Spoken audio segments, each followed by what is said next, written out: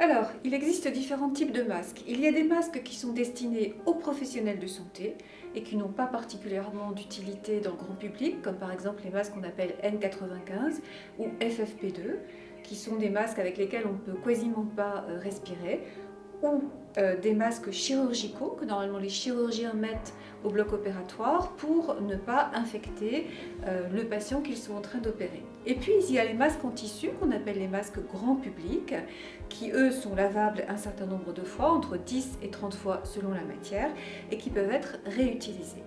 Quel est le but de mettre un masque? Le but de mettre un masque, c'est d'abord, en premier lieu, de protéger les autres. En effet, le Covid se transmet par ce qu'on appelle les gouttelettes et le contact. Les gouttelettes, c'est lorsque vous éternuez, lorsque vous toussez, vous projetez à 1 mètre environ maximum des sécrétions qui proviennent de vous-même qui êtes infecté. Et ensuite, ces sécrétions peuvent tomber sur les surfaces. Et si vous mettez vos mains sur les surfaces sur lesquelles les gouttelettes sont tombées, comme elles peuvent vivre quelques heures sur les surfaces, lorsque vous les portez à votre visage, à vos yeux, à votre nez, à votre bouche, eh bien vous pouvez vous infecter. Donc le masque, il va empêcher la sortie de substances contaminantes de votre nez et de votre bouche. Ça, c'est pour protéger les autres. En fonction des différents types de masques, ils peuvent filtrer plus ou moins les virus.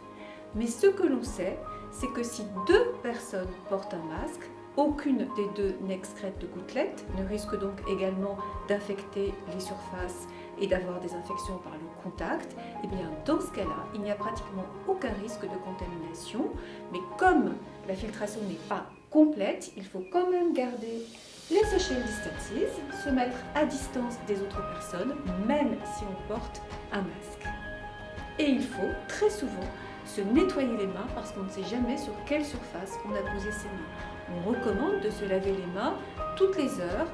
C'est très bien avec de l'eau et du savon, à condition de le faire suffisamment longtemps et de passer sur l'ensemble des surfaces de la main, ou alors avec de la solution hydroalcoolique. Les deux sont équivalents, simplement la solution hydroalcoolique, quand on est en train de faire ses courses, quand on est en train de travailler, on peut en avoir dans sa poche et on n'a pas toujours accès à l'eau. Mais quand on est à la maison, le lavabo, c'est absolument parfait.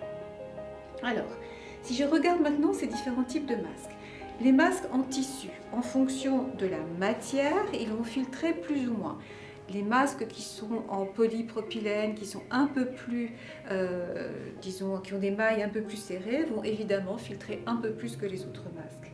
Ensuite, vous avez les masques chirurgicaux. Vous voyez, il y a des couleurs différentes. Ça, ce sont des masques qui théoriquement sont utilisés par les infirmières, les médecins, mais qui peuvent être utilisés à usage unique. C'est la grande différence entre ces masques-là et les masques en tissu.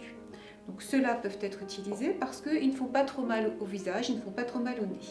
Ensuite, vous avez des masques qui sont des masques proches des masques N95 et des FFP2. Ces masques-là vont filtrer à peu près la même chose que ceux-là pour les virus. L'OMS dit d'ailleurs exactement pareil. Et simplement, eux, ils sont en bec de canard, donc ils vont être un petit peu plus difficiles à porter, les gens vont avoir un peu plus d'inconfort, ce qui fait que parfois, ils les enlèvent de temps en temps pour pouvoir bien respirer, et du coup, eh bien, ils commettent une erreur, ils ramènent, quand ils remettent leur masque, les microbes sur leur visage. Et puis il y a des masques qui ressemblent à des masques de chantier, ou qui sont des masques de chantier.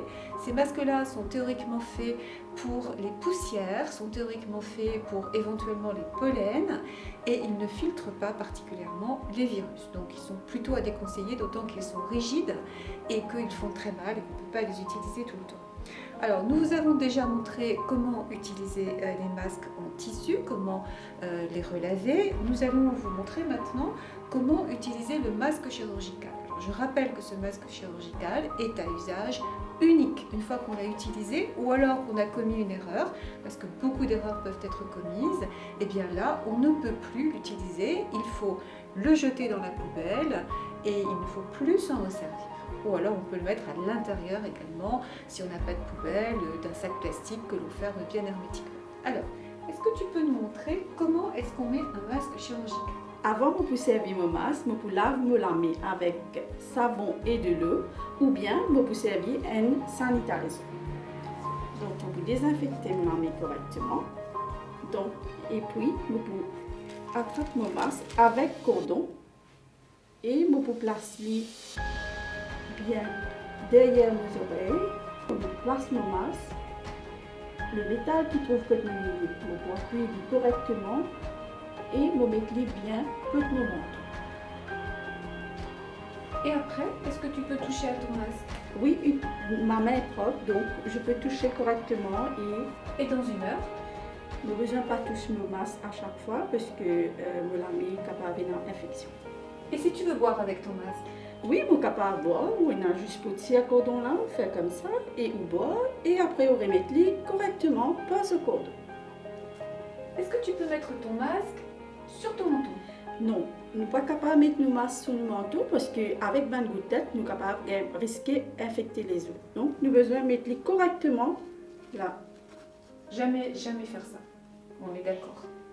Est-ce que tu peux, quand tu parles, baisser ton masque? Non, jamais faire ça. Est-ce que le masque peut être porté juste comme ça? Non plus, nous ne sommes pas capables de mettre masque comme ça. Pourquoi?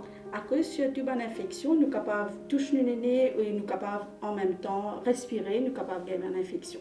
Donc, les conseillers mettent masque là, bien placé, comme ça.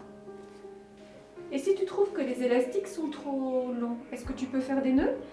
On peut faire des nœuds, ça dépend comment on va faire les nœuds. Donc, nous fermons les là, comme ça. Donc, les mains propres, bien sûr. Les mains déjà propres. Si masque là trop large, nous tournons les, nous faisons un nœud carrément. Comme ça. Pourquoi ne pas faire un tour comme ça? Parce qu'il permet un petit fuite que le virus est capable de rentrer.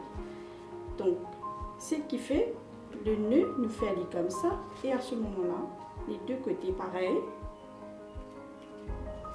et nous mettons les comme ça, et comme ça. Toujours le nez bien placé et le menton bien couvert. Et comment enlèves-tu ton masque? Alors, encore une fois, vous pouvez laver la main correctement avec de l'eau et savon, ou bien le gel qui me peut désinfecter la main. Et je peux retirer mon masque toujours par le cordon et je peux jeter correctement. Après que je finis de jeter mon masque, je peux laver la main toujours avec de l'eau et savon, ou bien je peux nettoyer la main avec le gel sanitaire. Et voilà, utilisez correctement le masque. N'oubliez pas les distances sociales. N'oubliez pas de vous laver les mains régulièrement ou d'utiliser le sanitizer. Et vous verrez, le Covid ne passera pas par vous. Si nous prenons une précaution qui finit, nous prenons, nous pas pour un Covid-19.